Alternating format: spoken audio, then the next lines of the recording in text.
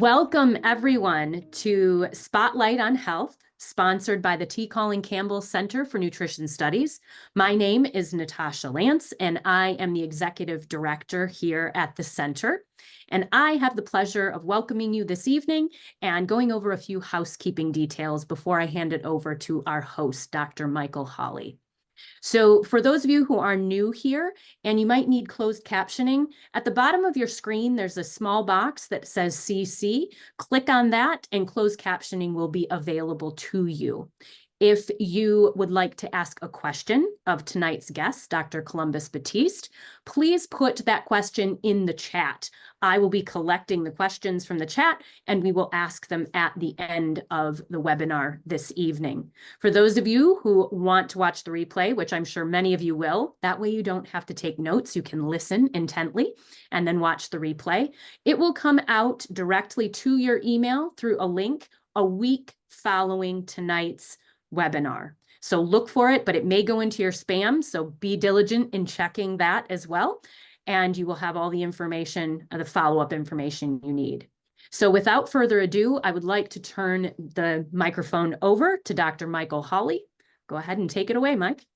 Thank you, Natasha, and welcome everyone to Spotlight on Health. It's our privilege tonight to speak with Dr. Columbus Batiste. He is a board-certified interventional cardiologist, assistant clinical professor at the University of California, Riverside School of Medicine, and regional chief of cardiology for Southern California Permanente Medical Group. Dr. Batiste led a group that collaborated with Samsung Technologies and developed a virtual cardiac rehabilitation program utilizing a Samsung wearable. Since its launch, the program, which applies lifestyle principles, has treated over 15,000 patients. He collaborated to form a nonprofit organization called the Healthy Heart Nation, and he has lectured in multiple countries regarding the power of lifestyle centered on whole food, plant-based nutrition.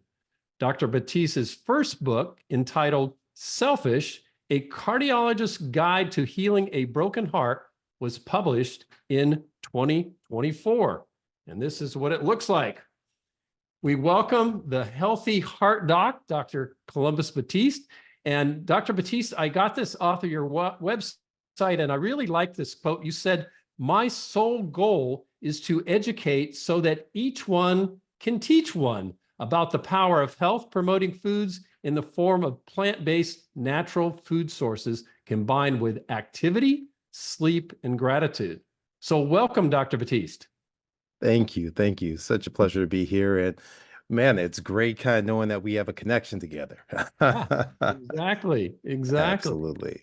Yeah. So tell us a little bit about how you got into plant-based nutrition and wove that into your cardiologist practice, and then eventually, wrote the book that we're going to discuss tonight. So tell us how you got into all this.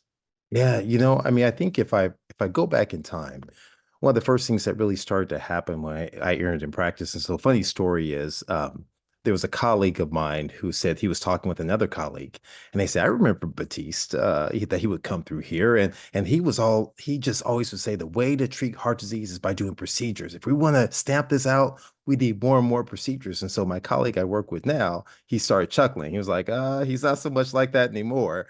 But going back in time, I remember patients would come to me after I would place stents or do procedures or see them in the hospital, and they would ask me, "Doc, what should I eat?" And I'll tell you, shamefully, I would say just little quips, things that I'd make things up. Just do as well as you can.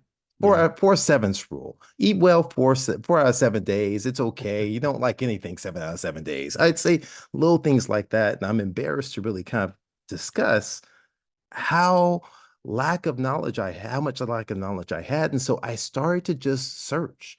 And I'll be honest, I took a consumer approach. I just went to my local bookstore and looked for doctors' names on books and just started thumbing through them, to be honest with you. And I'll tell you, everything came to a head around the time my dad passed away.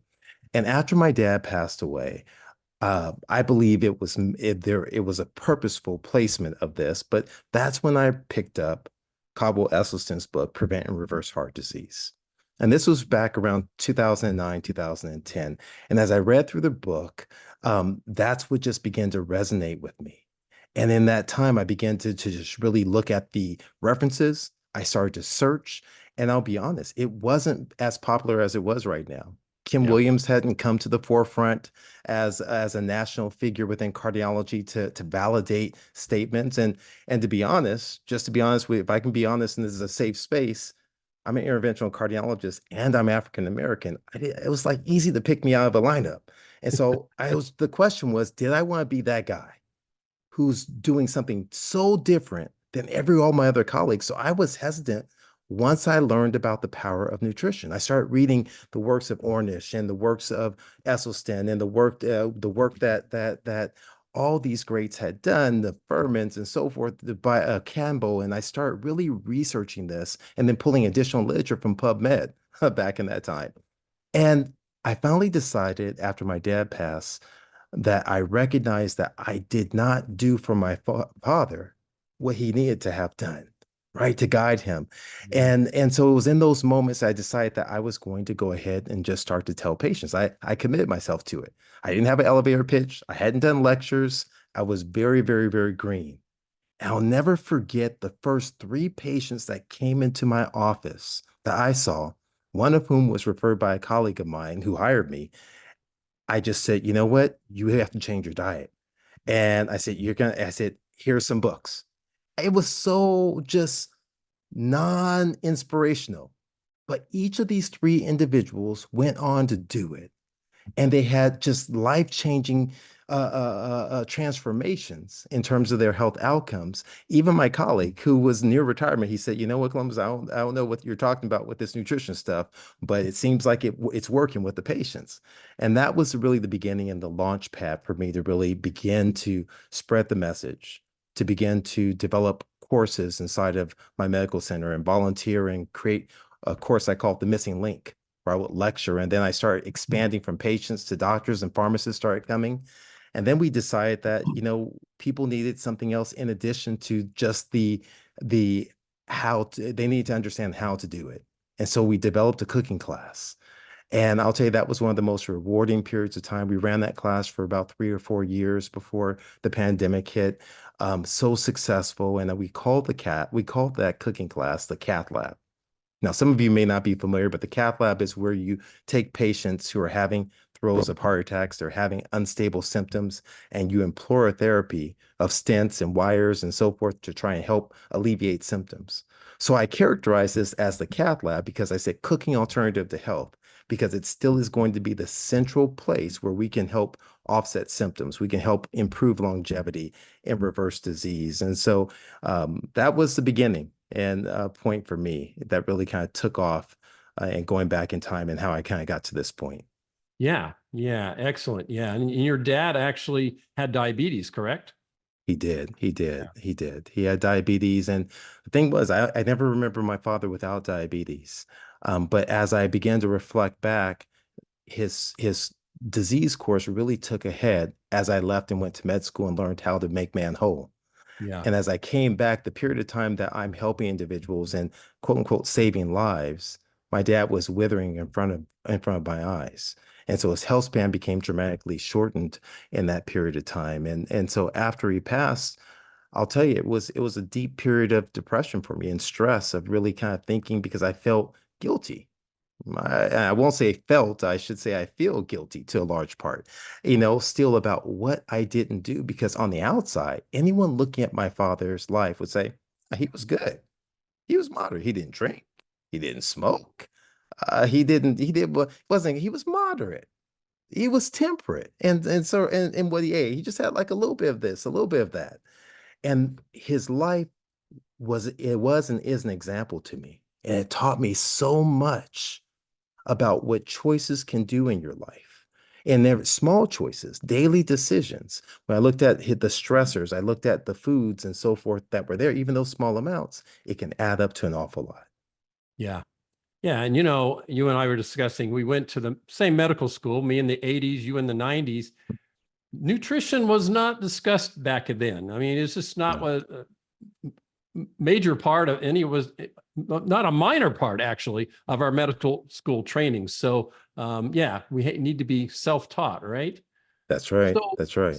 so let's get into your book. You know, it was I read it cover to cover. I'm very impressed with it. It's excellent book, and it covers a lot of different aspects of health.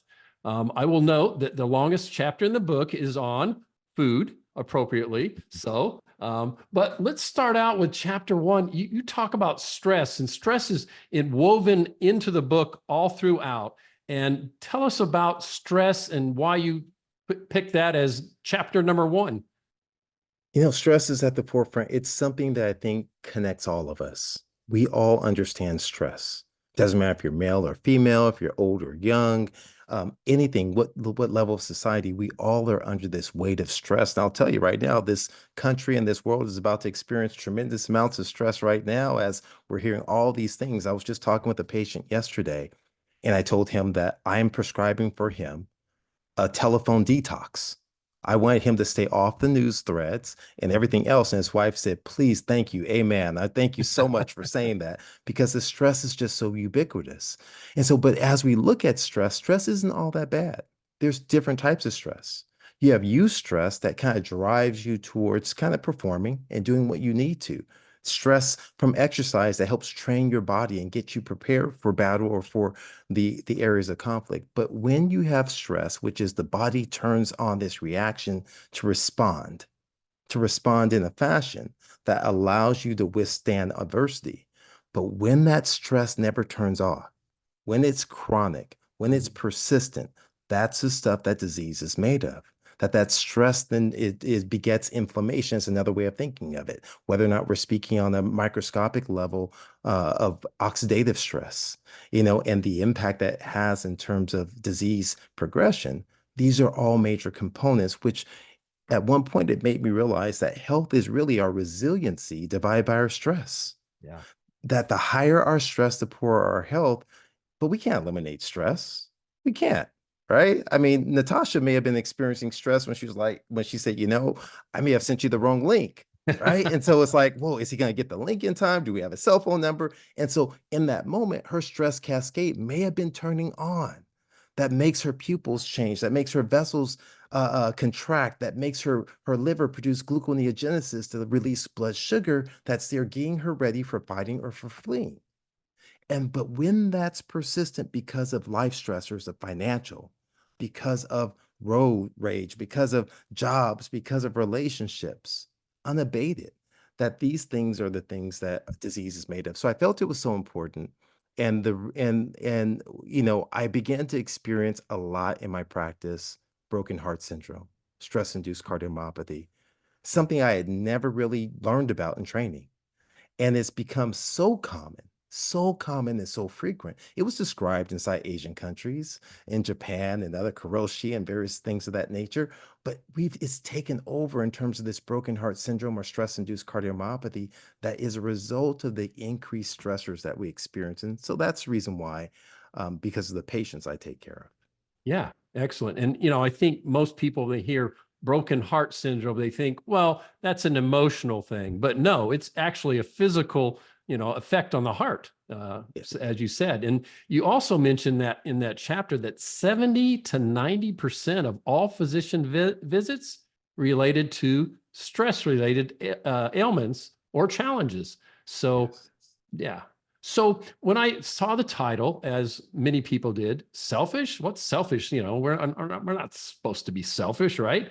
Yeah. But when I dissected it and see, okay, it's spirituality and exercise and love and food and intimacy and sleep. And I like the last one, humor.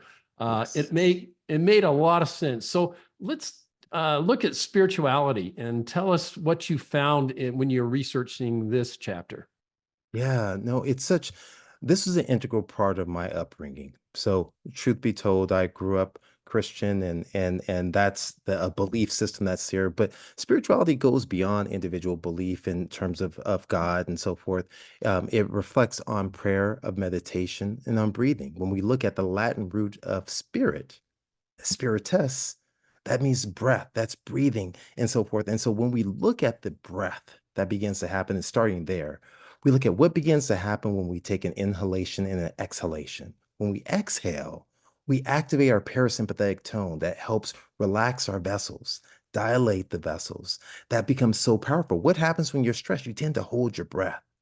You tend not to take those deep breathing components as well. That studies have shown that when we engage in breathing exercises, this inspiratory exercises, that it actually improves the function of the endothelium, lowers the blood pressure on Mhm. par with medications.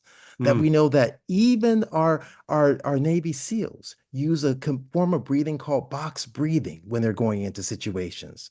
The box breathing, you take a breath in, counting to four, hold it for four, breathe out, counting to four, hold it for four, and you continue that cycle. There's others that we research that revolves around physiologic sigh of two quick inhalations, one inhalation that's prolonged followed by a quick one, and then a prolonged exhalation that lowers the stress hormones almost immediately. Our kids do that when they cry. Yeah, Right? My kids did it all the time as kids growing up. And so we look at that. But here's the key though. When we look at the power of meditation and prayer, which really is about focus and about moving away from just reflecting on yourself and everything else, drowning out the noise, studies have shown that you increase the gray matter, the prefrontal cortex Mhm. thickness, which is where we reason and our planning and our thought process. So as we're making plans towards eating healthfully, a whole food plant-based diet, of reversing our heart disease, that takes seat right here. That people, the studies have shown the increased productivity that you begin to drown out the fear center called the amygdala, that when you engage in meditation and prayer. And so I talk about all these things and then the power that they have to not only heal a broken heart through the endothelium, but also to decrease perceived stress and to decrease actual stress cortisol levels too as well. So that's the power of spirituality. And for those who do believe, there's been even some small studies that have shown that a belief in a higher power compared to a belief in yourself of meditation, a form of focused meditation, shows even an improved resistance to pain, an improvement in terms of lowering the blood pressure and stress, perceived stress. So there's so much power in this idea of spirituality. And I think that can connect us, ground us, and live a life of purpose. Yeah. One of the things that you do so well in this book through each chapter is you weave in the science to support everything that you just talked about. The physical effects of prayer and meditation and that sort of thing. You quote and dissect studies that support that. You talk about functional MRI studies that looked at neural connections and things in the brain with spirituality, and you talk about the heart and arteries and endothelium. So well done, well done. So let's talk about exercise. That's kind of a standard one, right? Yeah. Nutrition and exercise, but let's talk about that. Well, I mean, there's one, and I can't remember if I brought this out in this section or not, but exercising belief is so important. So we understand that you and I, when you prescribe medications and we're taught how to prescribe pills, these pills are active ingredients, have active ingredients, biological agents inside of them. When they come to the level of approval, they're compared to a placebo, which means that it's an inorganic, innate substance. It has no biological activity, which means that we're comparing this pill to another person taking a placebo, the power of the mind, the belief that the Mm. other pill will work, right? And so studies have shown that you have to actually beat out the mind in order to receive approval from a medication or procedural standpoint. That's the power of the mind. That studies have shown that even as it relates to weight loss, perception of weight gain, that if there is a belief that a food is excessively beneficial or harmful for you, your body can take over for it. It can respond in kind with that. So belief is such an important part. And I don't want anyone to leave ever a situation thinking that it's too large of a mountain for you to climb, that this is too hard for you to tackle in terms of reversing your disease, of living your best life and improving your health span. And so that's a component of exercise. But exercise in general, when we talk about functional exercise, a physical activity, a cardiorespiratory reserve all these things. It's so vitally important in what it does to the mind, that it improves our memory, that it improves the functionality of our brains and the neural connections that are there, that as we begin to exercise, we all of a sudden, I'll tell you, before this interview, I decided I was going to go ahead and ride my bike. I'm not going to give advertisement to anything in particular, but I went ahead and rode my bike because I said I need these neural connections to be firing on all cylinders when I get on with Dr. Hollie. I don't want him throwing me a wrench that I don't know what's going on. I had to make sure I had my green leafy vegetables, and we'll talk about that later. Yeah. But I did that. Why was that? Because it's going to increase the clarity. We understand that it's going to help in terms of cardiometabolic diseases, to decrease the burden, dilate the vessels, to help improve the functionality that's there. Exercise does not have to be daunting. It Yeah. doesn't have to be Jane Fonda's aerobics, for those of you who recall her, or nor does it have to be Billy Blank's Tybo. Exercise can simply be taking the stairs. Exercise can simply be parking further away and not trying to circle the parking lot, looking for the closest parking spot. Exercise can be simply gardening. I joke a lot, and I joke and I say that I love my wife so much that I tell her I want her to bring me breakfast in bed and carry the tray up there because I want her heart to be sustained as she climbs the stairs and carrying the food there with me. But the reality of it is every activity, the concept of NEAT, getting neat, NEAT, non-exercise activity thermogenesis, has power. That means that as we fidget, as we pace, as we're walking, all these things help our cardiometabolic profile. That simply walking after eating 2 minutes, as minimal as 2 minutes, has the power to improve your blood sugar. The reason why I wrote this book, Mike, was because of the fact that now I know everyone out there listening isn't making cakes and brownies and cookies anymore, but for a moment, let's pretend we're in the Twilight Zone and you still are. It's a recipe that you're following. Yes, the central component may be flour. Yes, the central component can be whatever it is towards the ingredients. It could be chickpeas, whatever it is, but there are multiple things that go into making the meal that you're preparing. And I want to tell you that as we're trying to achieve this thing called longevity, and more importantly, our health span, we have to make sure that we embrace all the components. And that's what I found as I taken care of patients where it struck me as odd. Why were they not making the improvements even though they were transforming their diet, their nutrition? What else was it that was a missing factor that was still keeping them having issues? And that's what I began to discover in part and really spurred me on, in addition to the other things I mentioned. Yeah. Yeah. You mentioned that in the chapter, exercise is a golden keystone habit. It's really That's right. important. And you cited one study, just 10 minutes of exercise released chemicals to improve mood, stress, memory overall, feel good effect, all that, just 10 minutes, just like you Yeah. say. So you don't have to be out running marathons or 10 miles a day. Just like you said, some simple exercise. Yeah. Yes.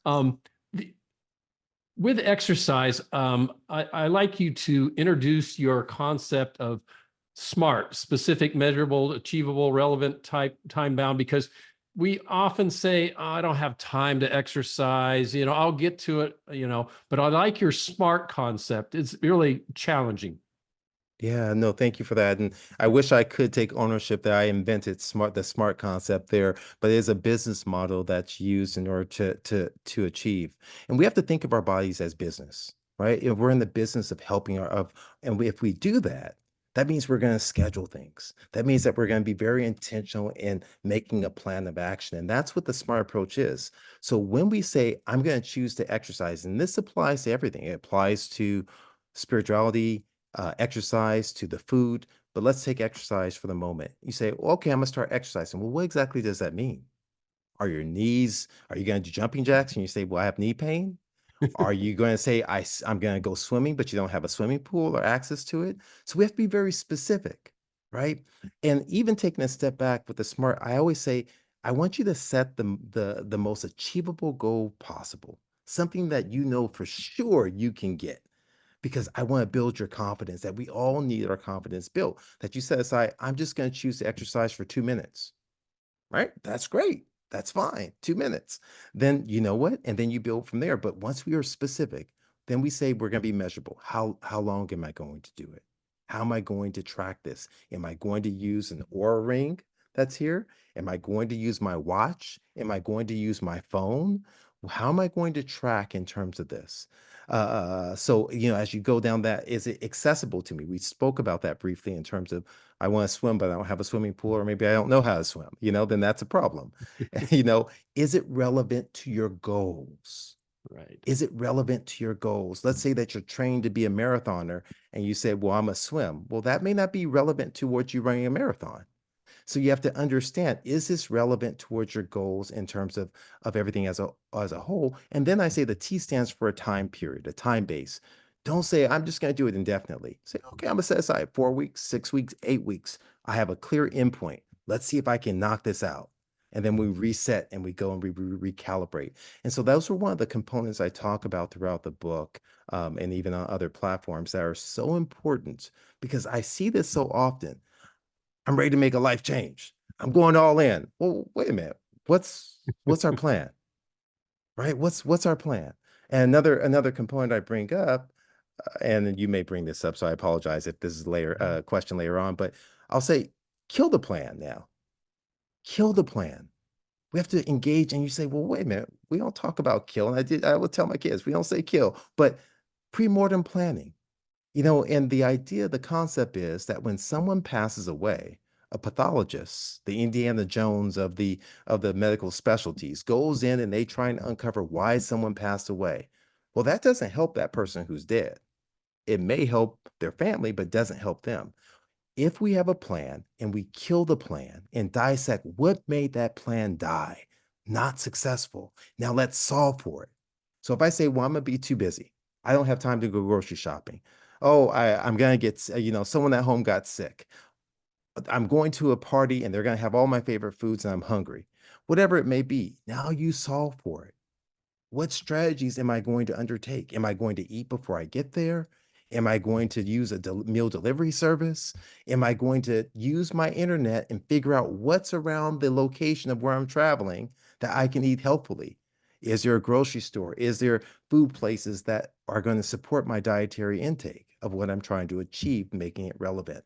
And so these are strategies that we begin to work through that are so important in this process of achieving health in the pillars. Yeah. Beautiful. Beautiful. Let's talk about love. In Yes. particular, forgiveness, gratitude, things like that. So the next chapter is on love. Tell us about that. Yeah. Love it's important. And when we look at the expression of love being a verb, right, in action. So you brought up the forgiveness and gratitude. There are a lot of studies. Now, of course, there's not going to be a randomized head-to-head study of a group of individuals who, except there are a few where they don't engage in gratitude and forgiveness and so forth. So there's one study I love to quote, and I quote this in the book, really looking at individuals who suffer with heart disease, lack of blood flow to their heart muscle, and coronary artery disease. And so they did a type of what we call perfusion scan, a type of stress test that says, are there patches of lack of blood flow?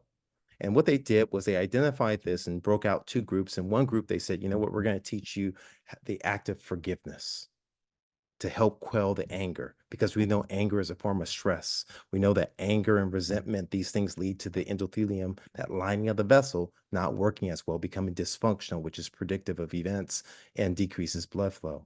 And so, to no surprise, the individuals who engaged in the forgiveness had a lower perceived stress, and they had improvement in blood flow to areas of their heart where they previously did not. Mm, That's powerful.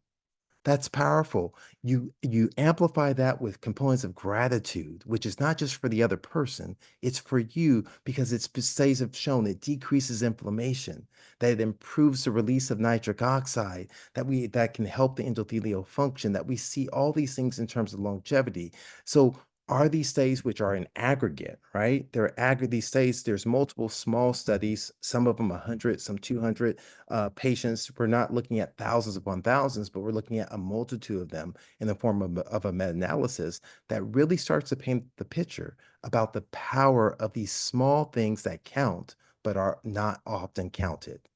We live in a society that's so angry, that's so filled with despise and with just all these things. And when we stop and we look at, it's affecting not only the person you're spewing this out, but it's affecting yourself. And when Yeah. you begin to transform that, there's power. There's Yeah. power. Yeah. We need to remember to say thank you and random Yes. acts of kindness and affirmation for others and all those things. Yeah. And again, I like how you bring the gratitude, forgiveness into the physical studies that said, hey, you know what? There's physical things going on your body that supports this. Yeah. Yes. Yeah. Absolutely. I mean, if I, personally, I'll tell you, in all honesty, I Please. remember getting ready to take a test. So this is, I forget if it was one of the board tests. And I remember getting into a little dispute with a family member, and I just didn't feel right all inside of me. And it weighed on me heavily, even taking the test. Now, thankfully, I still passed the test, but it really, truly impacted everything as I was doing. And so I want to tell you that this is really, it may seem like it's not, but here's another component I didn't even bring up. It's not just forgiving others, it's forgiving yourselves. Mm-hmm. Because how often is it that we go through and we're starting on this journey of eating healthfully and we have a misstep and we feel guilty and we're beating ourselves up and how could I do this? And I'm just, oh, I'm not good and this, that, and the other. We do this negative self-talk. And I'll tell you, this is not just foo-foo science. Major journals, Journal of American College of Cardiology, which is like our proverbial Bible within cardiology, has done multiple publications on the power of mindset, the power of positive thinking, the power and the negative attributes. Just came out this year about holding on to anger. The American Yes. Heart Association published a study looking at the impact on the endothelium. And so this is absolutely not pseudoscience. There's true science that's looking at the concept. And just to give the audience out there a perspective, one of the ways in which we can assess your endothelial function is by using a blood pressure cuff and using an ultrasound. And we can see when we inflate the blood pressure, in other words, compressing the artery, we're then seeing, does that artery rebound and dilate back again? And we're looking at that under the ultrasound. And if it doesn't, think of a rigid garden hose that's been baking in the desert for a while, right? It gets rigid. It's not going to be flexible. The more flexible, distensible your artery is, the healthier the artery is in the endothelium and less predictive of future events. And so this is real. So when they're doing these studies, they're looking at something called flow-mediated dilatation, which is truly a direct assessment. They're looking at carotid intimal thickness, medial thickness. So there are actual cause and effect that we're looking at, trying to hold other variables at baseline. Yeah. And so you mentioned that anger actually, I think it's listed now as a risk factor for cardiovascular disease. Yeah, I think the American Heart Association, I saw that somewhere. Yeah. But anyway, let's move to food. Food, I noted, is the longest chapter in your book, and rightly so.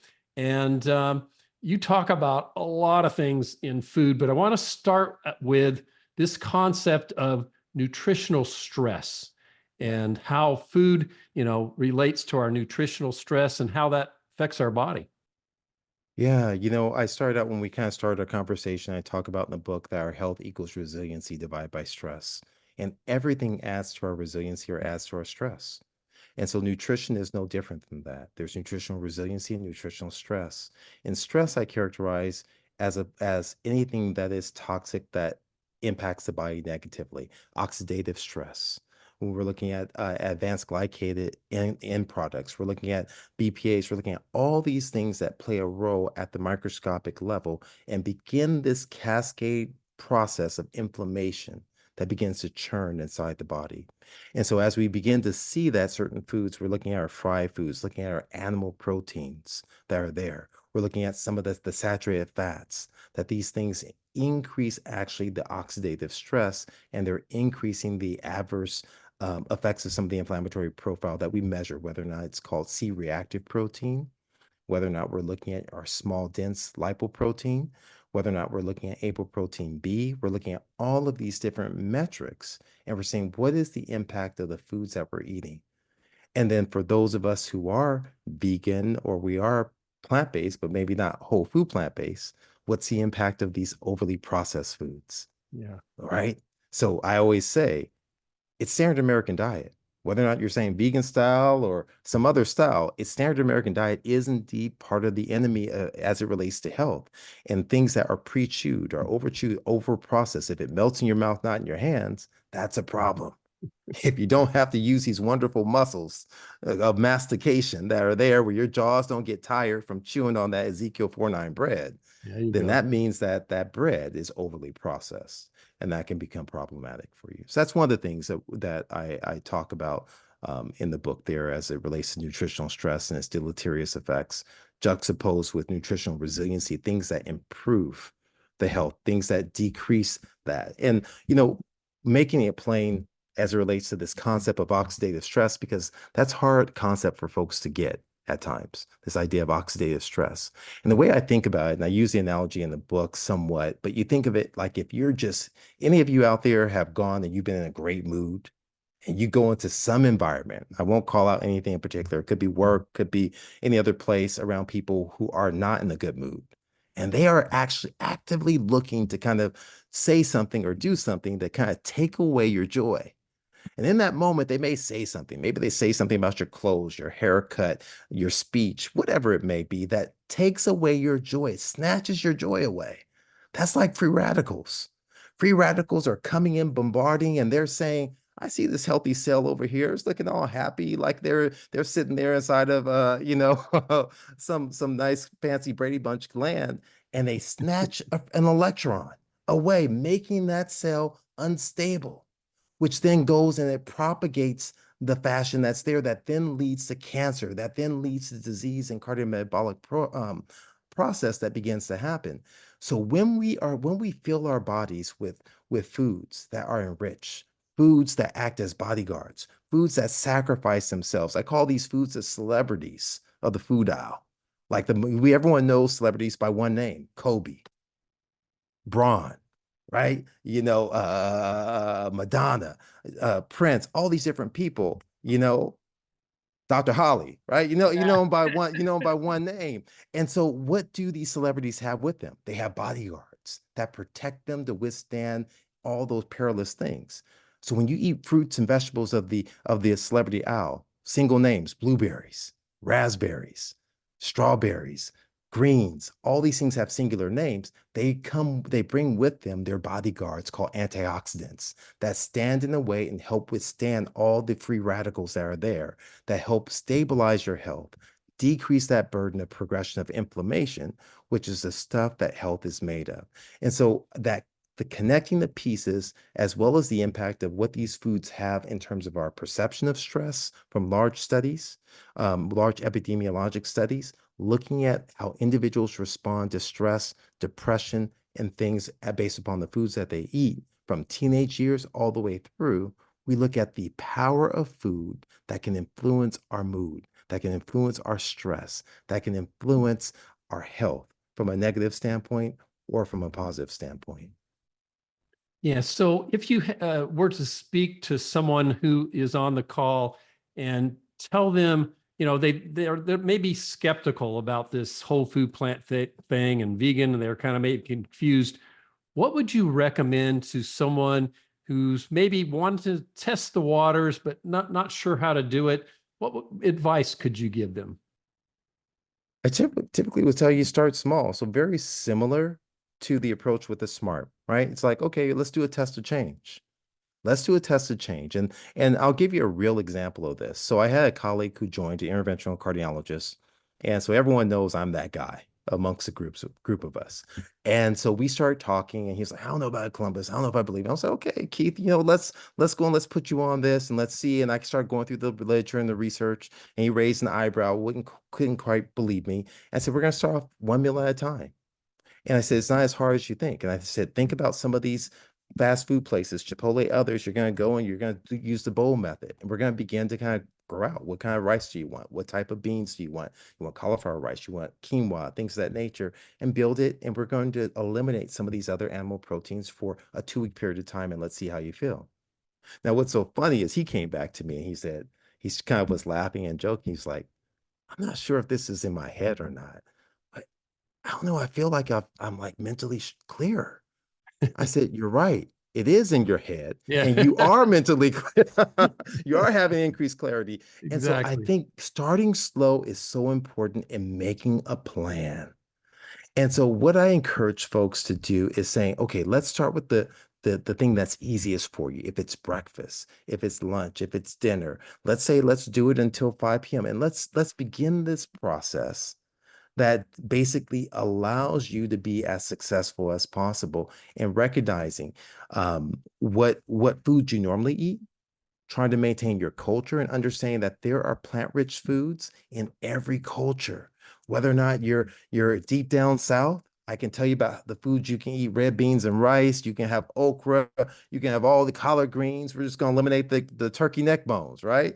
I can tell you that if you go into Asian culture, we can have a masterful dietary complement there. If you go into the Mediterranean or Italy, you can have wonderful food that's here. Essentially, every country around the world, every culture, you can maintain your culture with the spices that we're just going to begin to substitute out certain foods and substitute in certain foods, substitute out the meat and animal proteins.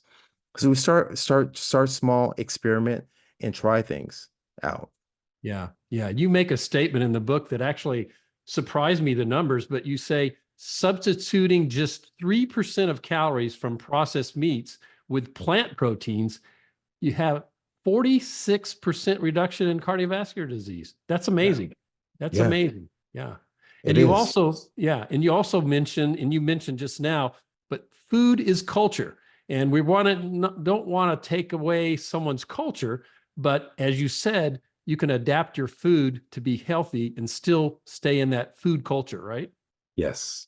It's one of the Yeah. things I love to do when I've done angiograms, and whether a person is Hispanic or Filipino, whatever else is, I will literally pull up online images of culturally relevant foods. And I will show them vegan chefs who've done phenomenally and present. They're like, that's plant-based? I say, yes. You don't have to give up who you are, right? I said, what's the best of both worlds is to kind of maintain who you are, but build upon that and transform it.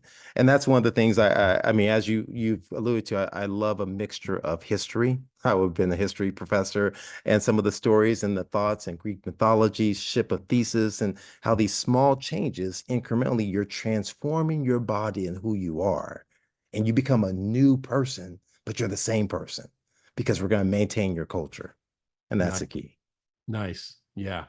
So you mentioned starting small, but on the same token, you're maybe not a fan always of moderation. Tell me about that. Yeah. That was the book when I read, that's a chapter in Dr. Esselstyn's book. And so when I read after my dad passed and I read the chapter Moderation Kill, it was light bulb, light bulb, light bulb. All that stuff just kind of resonated with me because I realized when I prescribe medications to individuals, I may prescribe one person a very small dose, the smallest dose possible, maybe even smaller than what's recommended, and they have a horrible reaction to it. You have other individuals who can take a medication for years before they finally develop an adverse reaction response to it. That's like food.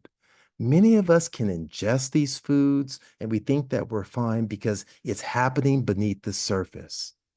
We're not aware of really what's transpiring inside of us at all until everything boils to the surface. And now we say, how did this happen?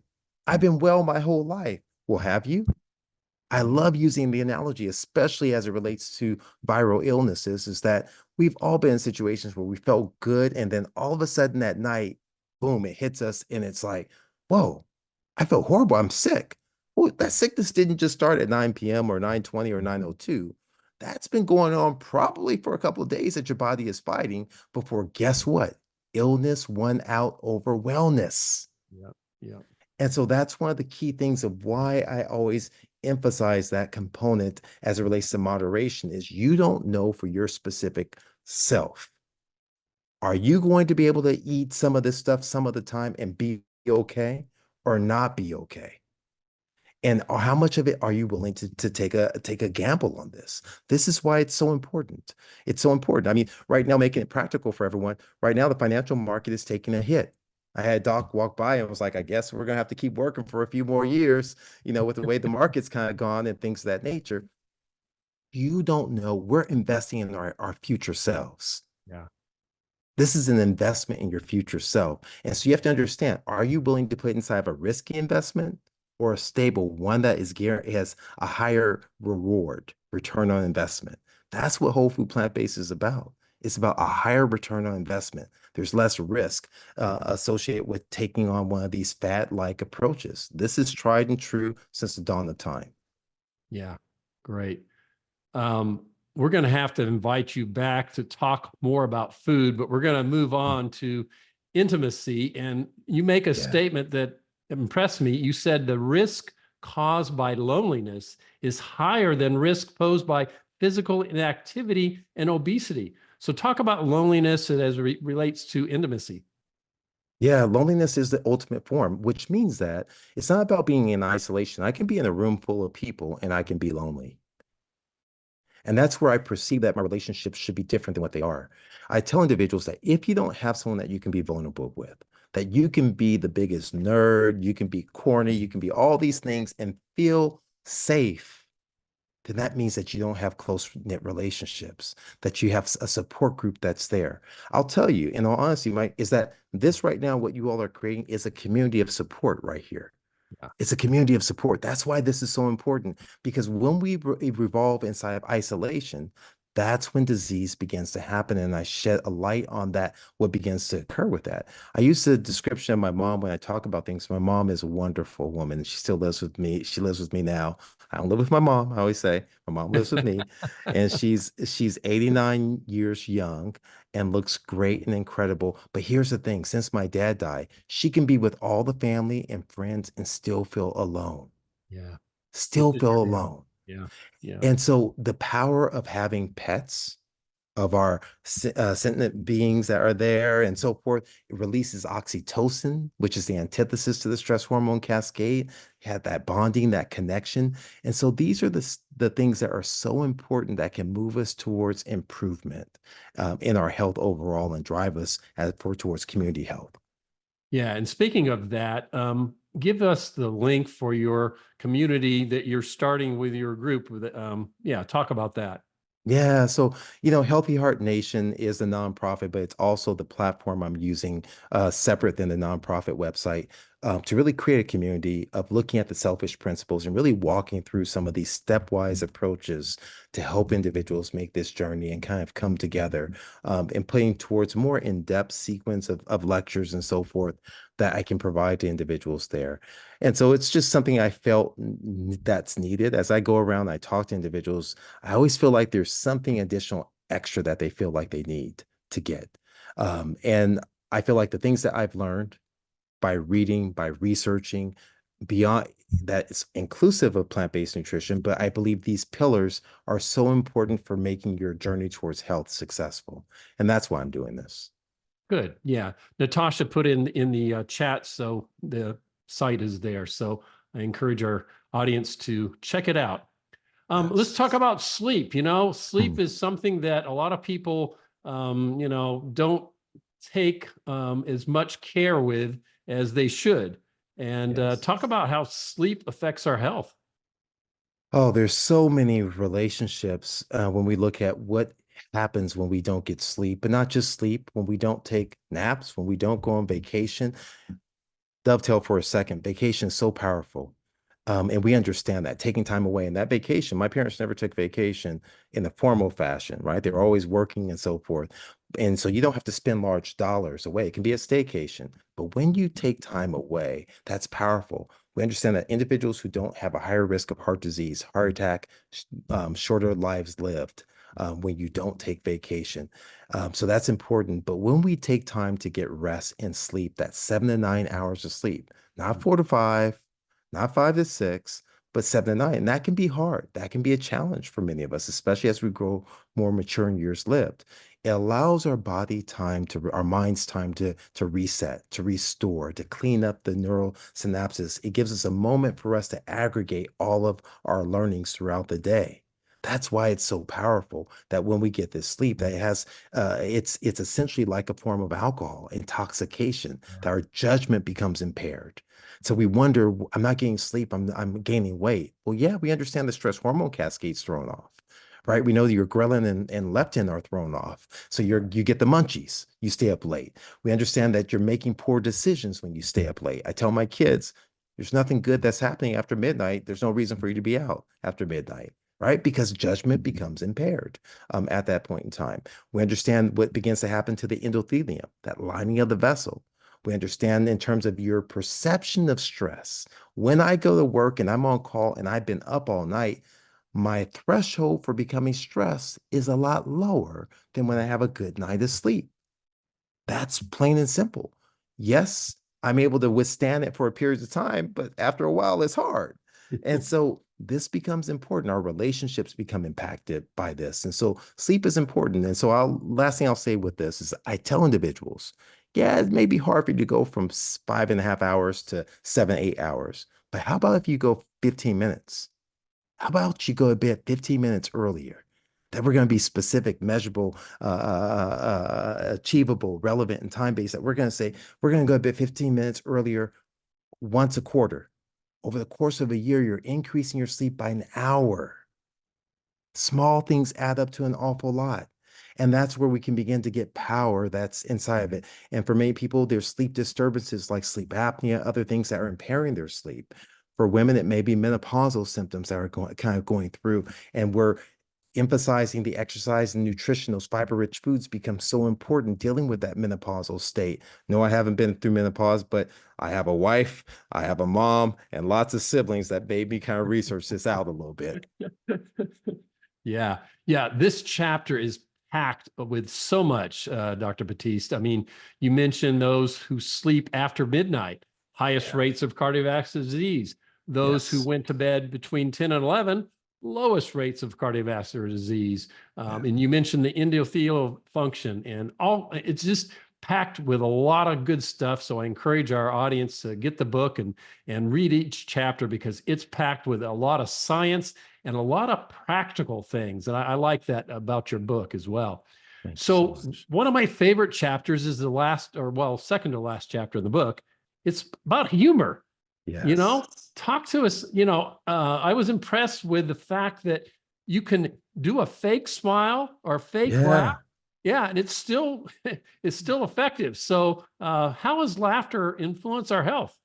Oh, it's just, forget about Patch Adams, but we look at Norman Cousins, we look at all these stories, but this is something that's been tried and true throughout the eons of time in terms of the power of humor to really transform our mood, our stress levels, but also that begets into our health.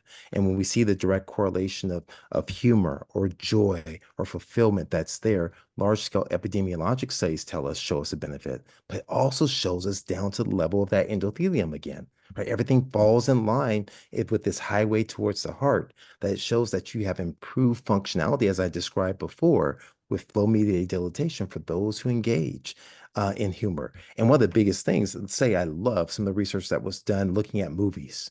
Scary movies. I always know I don't do scary movies really well. I'm not scared. I just don't do scary movies. except for rats. I know rats scare you, right? Oh, yes, yes, yes, yes, That was in the yes. book too, folks. Yes, yes, yes. Now I don't want anyone up there throwing stuff and DMing me or sending me pictures of rats trying to mess with me. My daughter would threaten me with like pictures of rats. Is what she does. But no, you're absolutely right that when we sit there and we engage and they looked at individuals who looked at happy movies, funny movies compared to those who watch scary movies or stressful movies, they saw a change in terms of the endothelial function that was persistent. And we know that when we introduce this concept of humor, of laughter into cardiac rehab. So cardiac rehab is an easy foray into lifestyle for me as a cardiologist because it's talking about the principles of nutrition, of exercise, of stress reduction, et cetera. So, and it's been shown to be extremely powerful and beneficial. But what they did in this small study is they said to one group, I just want you to watch something funny 30 minutes every day. I don't care what it is. It could be your favorite comedian, sitcom, whatever it is. And their findings are remarkable. Less chest pain, less admissions to the hospital, less events from those who begin to engage. So what did I start doing? I'm reading my echoes and I'm watching whatever comedy show that I like. I'm finding all those old shows I didn't have time to watch, and I'm watching the series on Netflix or whatever streaming platform I have du jour. And I'll tell you, it has been transformative as I've adopted these pillars of selfish. I can't, I, so the honest truth is that I remember as I was writing the book, I called my wife and I said, this stuff works. She was like, what are you talking about? I was driving out to a meeting in traffic. And I was like, this stuff really works. She was like, what? I said, the selfish stuff. She was like, you've been talking about this for years. I hope it works. You're not telling people the wrong stuff. I was like, yeah, no, but it really does. I feel better. Like just on the fly, I started adopting because even though I'm reading the research, I'm writing the book, I'm like everyone else. Some days I'm self, some days I'm elf, some days I'm fish, some days I'm actually selfish. I I'm like it. not always complete. And so it's a reminder to me that I have to engage, that I have to make sure I put forth the efforts. And it's not easy. It really isn't. And that's what makes me have the ability to empathize with others who are going through this journey of this thing we call life, that we're trying to live our best lives. And the key to it, I know as we're time is approaching, is that you aren't eating healthfully a whole food plant-based diet so you can get into a new pair of jeans or a dress or flex on the beach or whatever it is, or get off your medications. Why do you want this thing called health? To live a life of purpose, I hope. We get selfish to live a life of purpose so that way we can help make a better lives for the future generations coming forward, that we can go ahead and make a better community, that it's not just about ourselves, it's about others. And so that's the thing, that when I truly engage in being selfish, that's when I feel more inclined to be receptive of helping others and living my best life. Yeah. Excellent, excellent summary as we near the 8 o'clock hour. Yeah. I encourage people to take a look at his book, Selfish, A Cardiologist's Guide to Healing a Broken Heart. It has so much packed. We've just barely scratched the surface tonight. But what impresses me about it is it's the whole health. You're looking at the whole body, the whole mind, the mind-body connection. You give examples and you weave a patient throughout. Her name's Angie. You weave a patient throughout the book, giving practical examples on how you dealt with this patient and some of her issues that she was having. And then you give, hey, this is how to do it. It's all there. So excellent, excellent. Well done. Thank you for writing this book. Well, thank you so much for those kind words. So I'll tell you, I talk about this words of encouragement, words of affirmation, this expression. It does a lot for me, as it'll do for you when we give these things this free gift of affirmation. And what I'll say is my only request to those of you, and so for these kind words, is it never hurts to put a little something out there on Amazon review, Amazon right? or Barnes and Nobles to get the word out there. But the honest truth is, the book isn't about money. It's really about helping individuals and having a broader reach. As I always tell individuals when they ask me to give talks or travel and give lectures, is I have a day job. And I'm very blessed for the career that I have and be able to impact individuals on a large organizational scale and the individual scale on a daily basis is part of my career. That's what I get to do for a living, right? So this stuff is just added. It's just perks that are there. So I appreciate the platform. I appreciate you taking time not only to read the book, but for us to have this discussion. Because I'm being selfish right now by giving you this gratitude because it's helping me. It's helping us all, Yes. Columbus. It's been a pleasure, but it's not over yet. We're going to take a few minutes to answer some questions. Natasha is going to come on now. She's All been right. collecting questions, and we're going to take about 10 to 15 minutes for questions and end about 8:15. So, All right. Natasha, what do you have for Dr. Batiste? Are you ready? Let's go. Okay. So there were several questions about AFib. And someone Yeah. pointed out that Dr. Esselstyn says, no, you can't really reverse AFib. But is that true? What are your thoughts on AFib? Any approaches that you would recommend in So general? that's a great question. And so reason why AFib is probably such a common question is because it's become a scourge. It's spreading on the increased rates. We see it as individuals grow more mature in years lived. It can be associated with high blood pressure, with coronary artery disease, with diabetes, with lung problems, with sleep apnea, sleep disturbances. We see this on a regular basis that are there. The best way to offset, like anything else, atrial fibrillation is to take it off at the head before it happens. So the pillars that we talk about in terms of nutrition have been associated with a lower burden of atrial fibrillation, less likelihood of developing atrial fibrillation. In terms of reversing atrial fibrillation, once one is inside of it, that's where we don't have studies to support it. Here's the reason why. Some individuals, so I don't know if any, I can't talk to the audience here, but Mike or Natasha, have you ever watched American Idol? Yeah. All right. So, Oh, yeah. so people sing on there. So I don't have a musical ear. My wife does. And so if someone sings off key, it doesn't bother me as much. But for her, she's like, oh my gosh, that's horrible. Right. That's like atrial fibrillation. You have some individuals who are so sensitive to the heart beating out of rhythm that they become horribly symptomatic. And so we know whenever they go into it. But we have other individuals who can't tell. They have no idea. They feel fine. So what that means is there's no way that we have to detect if you're in and out of it. So there's so many components and factors to whether or not nutrition or anything else can completely reverse it. But we do know it certainly is not going to be harmful for you. We certainly know that even if atrial fibrillation, that we can decrease the severity of the heart rate going up and down, the severity of the occurrences, if it's sudden onset and stopping, we call that paroxysmal, that's beneficial. But one of the key things, and this is extremely important, and I know folks may not like it when I say this out there, the biggest risk with atrial fibrillation is that of stroke. Because what happens is that we've all experienced a muscular contraction. We close our eyes, that's our muscles contracting, but we've also had a twitch in our eye, and it's not a functional movement, that twitch. That's what's happening in the top portion of your heart. It's beating so fast, firing so fast, that essentially amounts to quivering or twitching for the top portion of the heart, which means blood can pool and clot can form there. That clot that then forms, I have zero evidence that nutrition can dissolve that clot. That means that clot can then go out, leave the heart, and embed inside a small artery in your brain, leading to a stroke.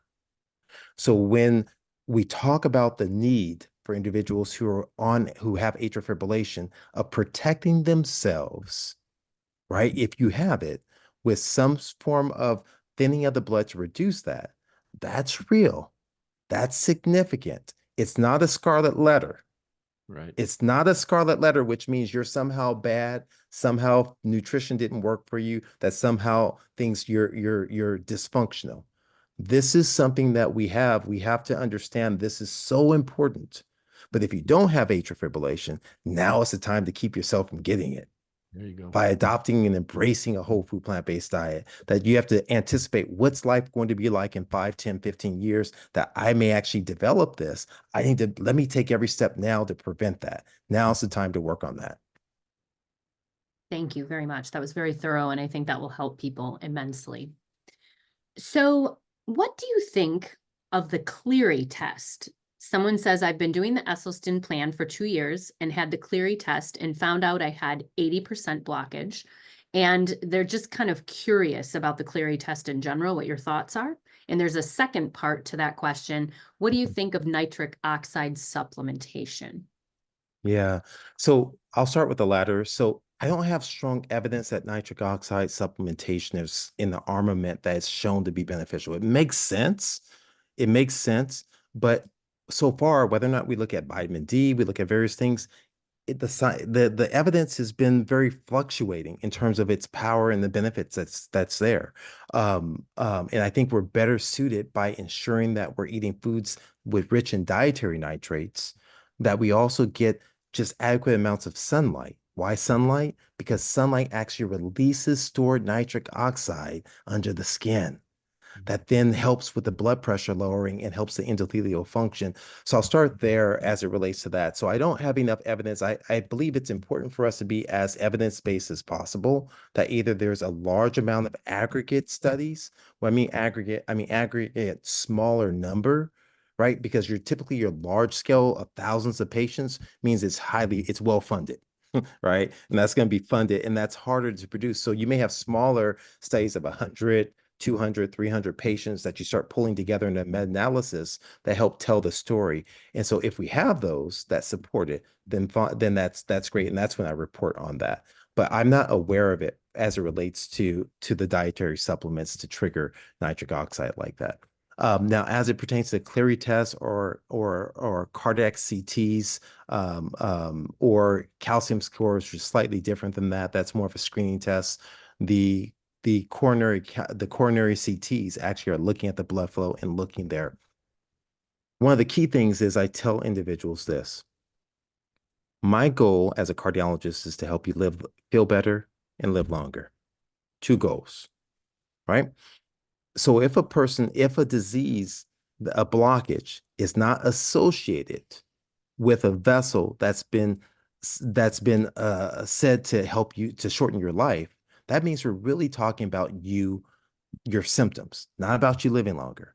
And if you're asymptomatic, there's not a need for us to go and do a mechanical intervention necessarily to a vessel that's 80%, right? We're trying to stabilize that artery. We're trying to regress it just enough so in that way flow continues to persist inside of it. And that's what becomes important. So we look at the markers of inflammation become more important to me at this time. I'm looking at your total cholesterol, including not just total cholesterol, but your total cholesterol, your triglycerides. I'm looking at your HDL. I'm looking at your dense LDL. And if those are completely okay, now I'm checking your C-reactive protein and apoprotein B, because I want to know at this next level is, do you still have a low-grade inflammation that's simmering in your body, making you at risk for disease? Now, if the other markers are all abnormal, it doesn't really matter about checking all these other sub areas of apoprotein B and C-reactive protein, because I already know everything's thrown off. And so we need to, at that point, become very aggressive nutritionally, maximally aggressive nutritionally. And that may be, a recent study just came out, and thank you so much, Natasha and Dr. Hollie, for sharing that with me, that Dr. Agarwal helped lead the study, and looking at the consumption of the addition of extra virgin olive oil, low amounts versus high amounts, and her study basically showing that an improved profile with lower amounts with one tablespoon of extra virgin olive oil compared to 4, which is the standard. And that makes us begin to think really about the components of foods that we begin to eat, and really making sure we're very intentional that for us as individuals, how can I optimize my profile, right? How can I optimize my profile, my investment, and what am I willing to do to get what I want? So you have to be able to answer that. What am I willing to do to get what I want? What won't I do to get what I want? All right. And once you start going down those pillars of approach, then you can decide, is nutrition what I'm willing to do? Because it can't be, I'm not going to do nutrition and I'm not going to take meds and I'm going to leave it up to close my eyes and hope something changes. It's not going to change at all. You're going to have to make a decision as it relates to it. Thank you very much. We'll wrap it up with this last question here. And it has to do with helping to lower triglycerides. So this person, and I've heard this question oftentimes as well, and there's a lot of, I don't know, misinformation around this, I would say. So this person's cholesterol is super low, but their triglycerides are not budging very fast. They say that, they've been eating whole food, plant-based on and off for years, but fully on board since May. Is it a matter of just needs a little more time? I know you can't speak directly to this individual as you don't know their whole medical history, but is there anything in general that you can say about triglycerides that might not be budging? Is there a reason for that, and can they do something about it? It varies. The vast majority of people that I have treated in the past, I don't do clinic any longer like I used to. I would really get in the weeds in terms of I used to always make a statement that people over accentuate the good things they do and minimize the bad things that they do. And so I tended to kind of move towards as objective as possible in terms of kind of data collection and keeping a diary for the foods that they're eating to really try and see the caliber of foods. If there's the level of processed foods, it could be processed plant-based foods, whatever it may be, and this potential trigger as it relates to the triglycerides, assuming that they don't have an inherited form of disorder that's there. I'm looking at the balance of their omega-3, omega-6 too as well. All these things play an important role in it. I think I think continue to be persistent. And then two, what does elevated mean? Right? So is it 140 versus is it 300?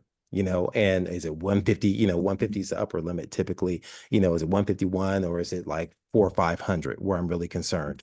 Is there a concern? Is there concomitant diabetes or still residual obesity that's there, central obesity that's there? I'm looking for a metabolic syndrome historically. Where are the trends? Are we improving compared to where you were at before? What was the time of the last test? So there's so many components that come into play as I'm really assessing someone on an individual basis, that it's hard to give. I think that my impression is, I think that that is a disservice to give a broad sweeping definitive answer for someone when we're looking at large studies and not looking at an individual like in form. So I know it's not necessarily what you want to hear, but those are just some of my additional observations that I have with patients over the past, the omegas, the quality of the foods that they're eating, and digging in deep about some of those aspects. And I typically have uncovered quite a bit by doing that, and transformed a lot, what for those who've been committed. Well, and I think you just wrap that up nicely, that we need to be a detective. It's an Yeah. ongoing process, not a destination. And so I think Yes. that's a really great way to leave it. So I will part the scene now. I will turn it back over to Dr. Hollie, and thank you so much. Thank you. Well, Dr. Batiste, this has been a lovely evening. I think you have given us a lot to think about. I would encourage our audience to get the book Selfish. You're going to learn that selfish is a good thing for your health and for those around you as well. So as the Healthy Heart Doctor tells us, his goal is to educate so each one can teach one about the power of promoting foods in the form of plant-based natural food sources combined with activity, sleep, and gratitude. So on behalf of the T. Colin Campbell Nutrition Studies, we are delighted to have you here this evening, and we look forward to having you back sometime in the future as well. Yes. Well, All right. it's been a pleasure. I look forward to it. Anytime, let me know. Happy to join back in. Great, great. So for our audience, our next Spotlight on Health will be in September. I think the date is September 11. We'll be talking with Michelle Tollefson about women's health and all kinds of things, bone health and breast cancer and menopause and all those good things, and how it relates to a healthy lifestyle. So join us there. Until then, on behalf of T. Colin Campbell's Nutrition Studies, we thank you for joining us this evening. Take care. Good night. Good night.